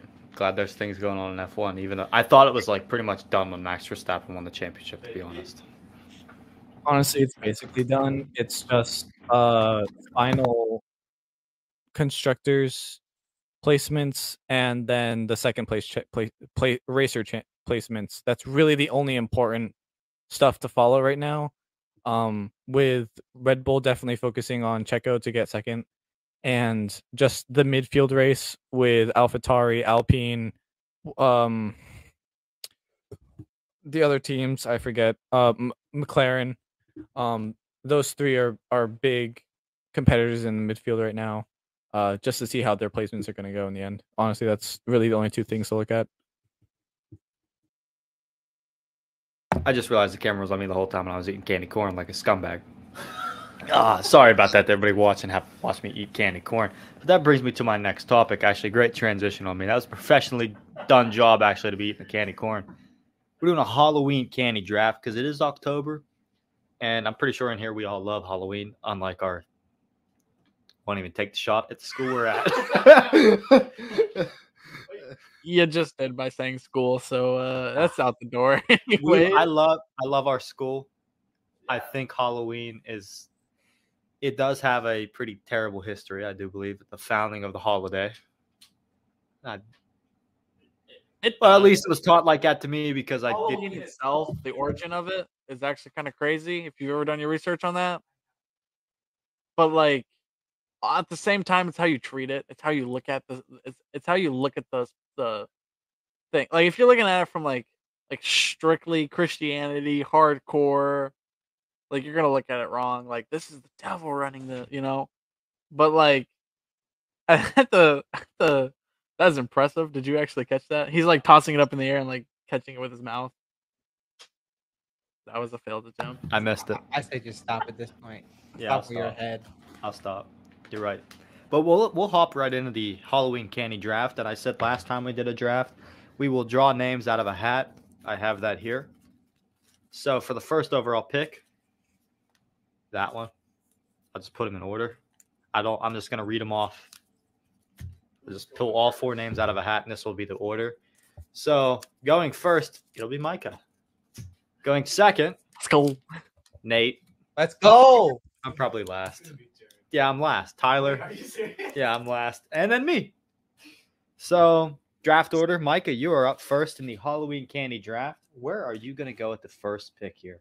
Let's go. Well, it's not gonna be candy corn because candy corn sucks. Okay, I'm just putting that out there. Tastes Reckon like you'd- Browns. Okay. Okay, so my actual first pick is gonna be. I'm a big peanut butter chocolate guy, so Reese's. Going Reese's first. That is my first. Beautiful pick. Beautiful pick first overall. You can't really miss with a. I mean, I'm not a chocolate guy at all, but you can't miss with a Reese's. What does it look for? Tyler? You're the last person I expect to say anything positive about that pick. You know how good a Reese's cup is? That's like the Yeah. best candy in the world, supposedly. Yeah. I don't eat it. Chocolate. You know how good you know how good candy corn is? Like out of all of the picks. Okay, candy that's corn- that's Nate's first round pick, by the way. Yeah. It's candy corn. I am very happy because Micah got first because we talked about it a little bit over the show. And Micah's like he doesn't like candy corn, so I was hoping that he I got should the have first took it pick. just to piss you all off. That's what I should have done. Honestly, you It's out probably of should. spite, yeah. But like, yeah, just out of spite. But like, at the same time, I gotta stay true. It tastes like crowns. It's nasty. Pop one of those things in your mouth, you just spit it out. All right, that's fair. Okay, you got candy corn. I got candy corn. Go for Yeah. it. I am gonna go for. You didn't even think past candy corn, did you? I did. Okay. I'm gonna go with the orange peeps, the Halloween peeps. Ah, you're a scumbag, 'cause that was my pick. And they are discontinued, but they are the best peeps. It does not have to be Halloween themed, does it? No, No, No. you're just going with. I'm just going with the Like, Halloween. that's solid. theme. I love Peeps, but like, Yeah. I'm just wondering. Peeps Cool. are an all around. Honestly, if you don't like marshmallow, who are you? I genuinely My question your existence roommate. in this realm. Yeah, he hates. Well, he's Peeps. diabetic, though. That's true. That's true. You totally should have led with that. Like, he has a medical problem, so he cannot eat peeps. He Rather will than literally die if he he doesn't eats like them. marshmallow. But he despises them. I don't know why. Now I feel like a prick. That's bro has insulin problems, and he's just nah. Never mind. He hates Peeps for a good reason, I guess. Let's just Jeez. end that. Moving on. I'd rather kill your roommate. You'd like him to eat peeps and die than. At least he's dying happy, okay? Oh. Gavin, I won't stand for this disrespect. I respect you and your diabetes. We stand. I'm sorry if it seems like we're making light of your issue. We are not. I would like that to be known. With that being said, my first overall pick is going to be Skittles. Oh, That's so good. That's so good. Everyone loves Skittles. And because Taste the rainbow. Tyler talked about it, I despise chocolate. I will then immediately follow it up with Starburst. Because never met anybody that doesn't like a good Starburst. Wait. Okay, this is a very important question to me. Does that encompass all Starburst products? Yes. What It were we talking encompasses all Starburst products. I was going to go with Starburst jelly beans about? Oh. specifically because Well, that's more Hands Easter down. theme, sir. hands down are the best jelly beans on the market. You've never had the sweet tart jelly beans, then? Nah. No, it is just candy. I'm just saying. No, you're wrong on that one. Sweet. Scumbags! If you think the sweet tart jelly beans aren't the best jelly beans on the planet. They are. Yeah, no, they are. They would be if Starburst jelly beans did not exist, but they exist, so they're the best. Second round pick is Starburst jelly. I mean, not Starburst jelly beans. Actually, you know what? No, frick it. I'm gonna go with the watermelon sour, or no, just Sour Patch Kids in general. Way to pull a Jared. Because you pulled Starburst and he gets all Starburst. I get all does this all the time. Wow. Rounds we were going. We didn't establish how many rounds we were going. I muted myself for half that sentence. We doing 3? We're all good with 3 because I plan on 3. Yes. I plan on 3. 4 was a lot last for the movie draft, so we'll do 3. We'll do 3. Okay, yeah. We'll do 3. So great pick. Moving on to Nate. How you feeling? I don't know if I get all of these products. I'm pretty sure I don't. Hershey's Cookies and Cream. The Hershey's Cookies and Cream bar. Wild to not just go with regular Hershey's, but This Hershey's sucks. No, that's actually fire though. The Hershey. No, since you don't like chocolate, you don't get an opinion on this. But no, you don't. You don't. Dude, you don't even eat it. I lived in Hershey, PA for a year. I went to a boarding school that was owned by the chocolate company. I do have a bit of a say in the chocolate industry. Hershey's is the best. I legally have to say that. You've more of it than you've eaten.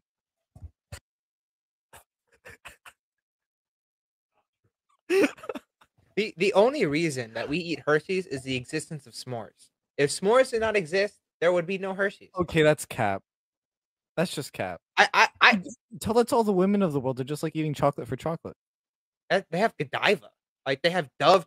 Like Sam, what you mean by that? I'm just saying. Like, What you mean by that, sir? I mean a lot of things by that. Yo, well, when a girl eats chocolate, she wants to feel like luxurious and stuff. And so, like, you think Dove chocolate or Ghirardelli. Ghirardelli, like Linda chocolate. no, Lindt. Ghirardelli, dude. Actually, that's wait a minute. Hold on. Wait a minute. Wait a second. Okay, Go for it. it's my pick, right? I don't know whether to like pick something my roommate can eat now because I feel bad for him, or should I go with like, I feel bad for you, Gavin. Okay. I'm gonna go with Werther's Originals. That's what I'm going with. I didn't know you were an old man. Bro, he Werther's does do Originals golf. are He does do amazing. golf. They're the little, you know, like the. If you're 85. Wait, what'd you say? I mean, I'm making the point that you're the golf guy, so you're gonna go with the Werther's Originals. That's true. I was That's like, true. Werther's Originals slaps. they are good. They are good. Not second round, good. Not second. I would round. never hand that candy out to a kid on Halloween. Are you kidding that me? They kid have would like throw- the gooey middle. Kids love that. No. You're sounding like Herbert the pervert right now. Handing Handing out Werther's Original to Hey, Chip. they love the gooey center. They love the gooey center. It's white on the center. I mean, you can You're say up this- again, Micah, so you can redeem yourself Okay, with a better yeah. pick. I'll redeem myself. Butterfingers. Go on Butterfingers for my next one. That's a beautiful pick. That's a So beautiful- I feel like I have a solid Reese's, Butterfingers, freaking Werther's, but I'll take. That's the chips and queso of your group. Hey, No, no. put Do Werther's not. at the top. Put Werther's at the top, and then just everything after it. They'll see the Werther's and be like, "Never mind." Don't screw me over like that. Come on. You What? screwed yourself over. We don't need to screw you over, man. You screwed yourself over by picking You Werther's did. second You round. You put these in order, sir, because you do Reese's first. Werther's win. is still second. Yeah, Werther's I'll do my job correctly and Reese's, put them in order. Werther's, But yes. and Butterfingers. People, it's like, nah. People be seeing it good. But it's like putting a burnt burger between two brioche buns.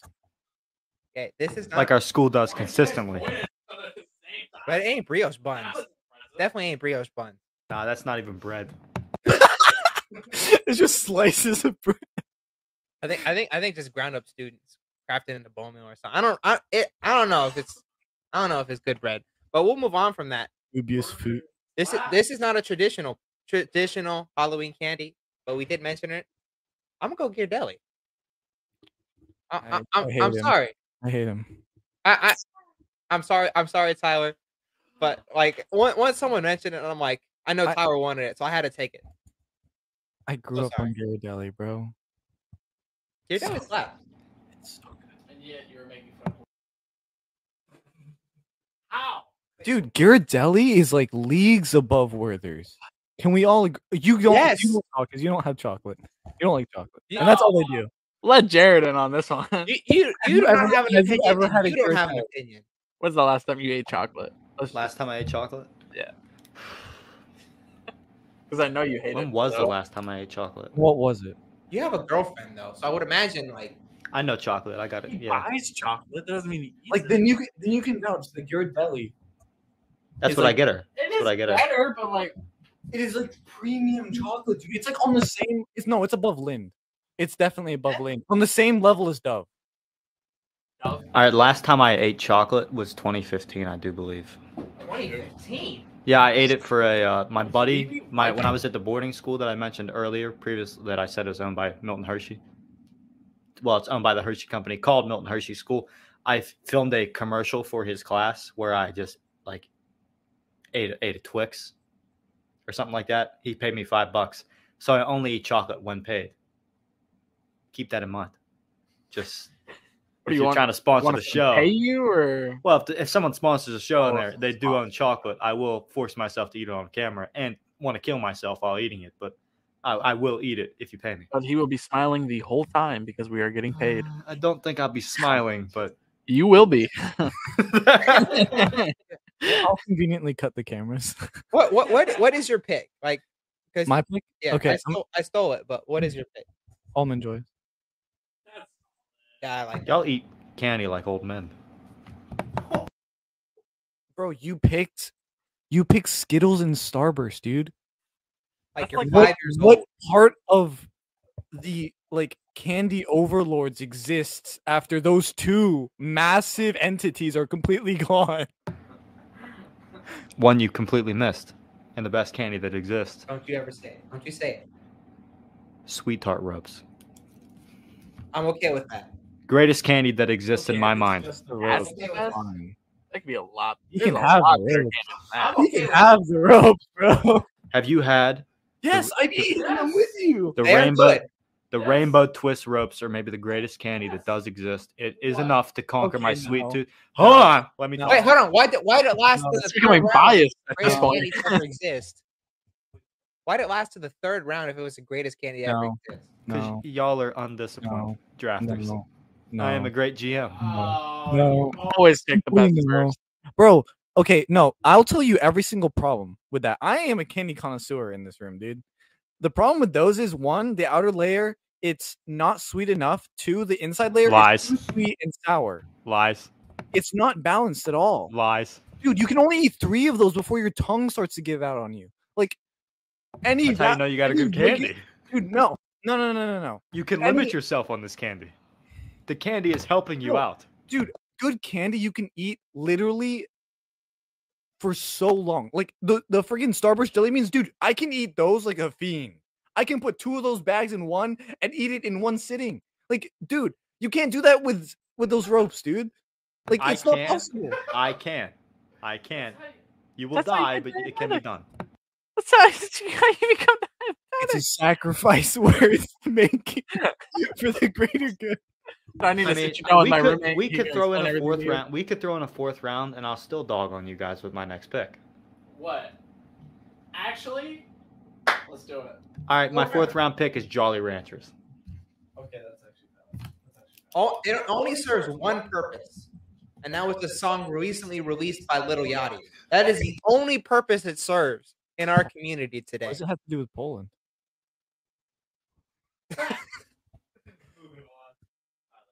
That song sucks, by the way. Final bonus round pick that we It just does. decided to It does do suck. so that I could.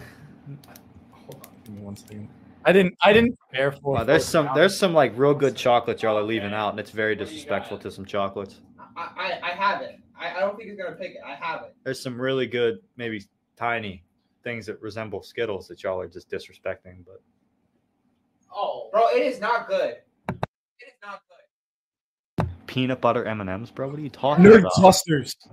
I claim the almighty candy nerd clusters. No, those are actual crack. They're crack cocaine in a bag, dude. Whoever made those is a psychopath. Probably were on crack. Like, Dude, they made the most addicting candy I have ever eaten, and Bro, anyone bro, who talks about it says the same thing. I roomed with Jared for last year. Like at the last semester, he bought like 3 or 4 of them bad boys. Ate 3 of them in one day, and then gave me the other one because he was sick of them that day. Like I have a bag right here for anybody that wants it because they're addicting, but they will murder you. They will. I ate so many I couldn't even sleep.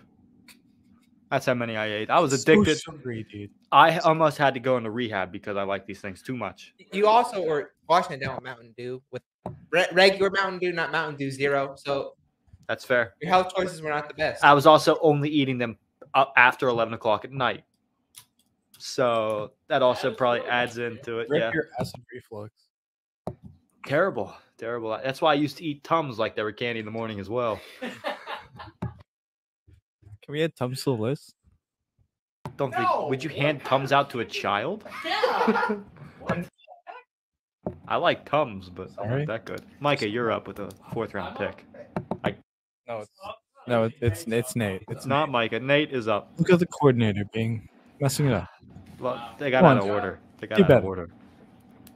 Honestly, I'm surprised it lasted this long. You know, shout out to my dad. This is his favorite candy. Almost my favorite, but there's Nerd Clusters kind of beats it out. Twix. I don't know how it lasted this long, but out of respect, Right or left Twix guy? I'm right. Shut up. Right or left Yeah. Twix? You never ate him anyway. You had one. You had one. Left Twix. Left Twix? All Left right, Twix. all right, Left all right. Twix game. All right. I respect it. No, I'm a left Twix guy too. Are you a right Twix? He's a right I'm a- Twix. no, I'm a guy who doesn't care because they taste the same. So Don't No, they don't. don't you dare. I am It that was guy. started as a political agenda. Holy wait. Bro, I this am is that this. guy. I think this is racism. You know, it doesn't How matter. is that racism? The one white man. How do going you against all the manage? Latino and the Asian representation of the room. You're what? Absolutely. No, he says, you know, they have similar culture. They kind of look the same. They're the same. No, they're not. One's on the left, one's on the right. How did we bring race into this? Like, Because- this is like the dumbest thing I've ever. That's what the it dumbest is. argument I've ever. All right, Micah, your pick. This one is a make or break. Could be really dumb. Could be really good. But I'm going with gummy bears. Maybe. Gummy bears slap. Okay. Like, What you- kind? Oh, What brand? that's a good question. Okay, wait. There's one right answer. There's one right answer, and I can't. Oh no, this is really bad on my part. It starts I'll with a help Z. you out. I'm not helping you out. Wait, go for it. What do you like? I'm a big Haribo guy. That's the only correct answer. Tyler, you're in the wrong. Black Forest? Terrible. Black That's what I was Forest? thinking of was Haribo. Are you psychotic? I don't know where this. Stick with the classics, dude. Black Forest gummy bears, dude? I've never like- had them. I've Bro, never had I them. think me and Tower are on one side. You guys are on the complete other side. Me and Tower have taste. We have Yes. culture. Oh, Jared does not like come on. chocolate, and you think that Werther's is a worthy second pick. Like me and Tower have culture. We have a refined palate. Yes. Jeez. This is horrible. You're picking We have leftover the- right. No. Me and him have the Same most well-rounded flavor. candies. Here. Boys, great draft, boys. Fantastic work. We are an hour and 50 in, so we gotta bounce. Yeah, we got. So, It is late. I got midterms tomorrow. we all got some midterms. We all got things going on. We appreciate you watching this far if you have. feel like that would be very hard to do, but if you did, we love you. Thank you for listening. Thank you for watching. Thank you for sticking with us, and hope you enjoyed that candy draft. It was a mess. There was a lot going on. I obviously won, but that's neither here nor there. But we hope you guys have a great week. Hopefully your team in the NFL wins. Hopefully College Football Playoff Committee gets it right here in a month or so, because that's gonna piss me off if they don't. But yeah. With that being said, hope you guys have a great weekend. We will see you next week.